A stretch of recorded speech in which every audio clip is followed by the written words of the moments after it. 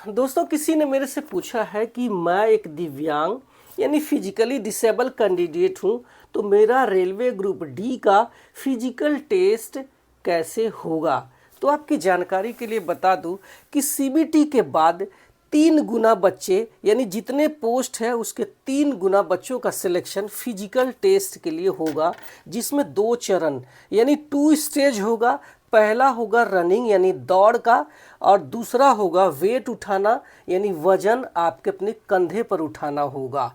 तो रनिंग की बात करूं तो अगर आप मेल कैंडिडेट हैं तो 1000 मीटर की जो दूरी है ये आपको 4 मिनट 15 सेकंड में कंप्लीट करना होगा। वहीं अगर आप फीमेल कैंडिडेट हैं तो यही 1000 मीटर की जो दूरी है ये 5 मिनट 40 सेकंड के अंदर ही कंप्लीट करना होगा।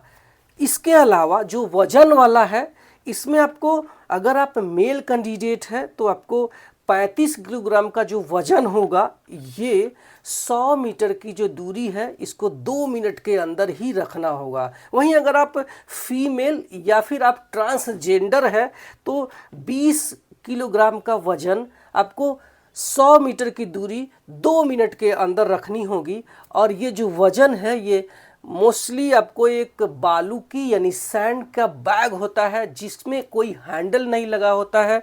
कमर के लेवल तक का एक टेबल होता है, उस पर रखा होगा, इसको उठाना है और आपको बिना नीचे रखे ही ये 100 मीटर की दूरी पर रखना होगा। और अगर आप नीचे रखते हैं तो आप फेल हो जाएंगे।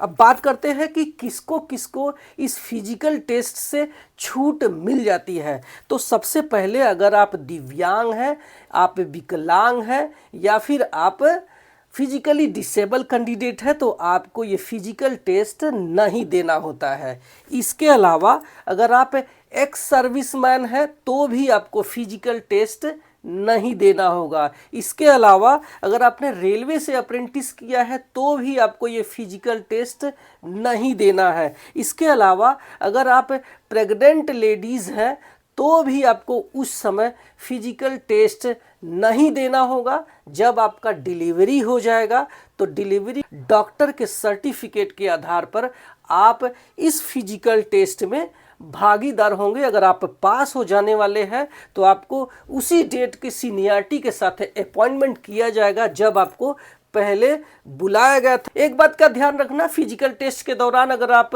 इंजर्ड हो जाते हैं या फिर आपको कोई और घटना होती है तो इसके जिम्मेदार आप खुद होंगे, रेलवे नहीं होगी। Thank you so much.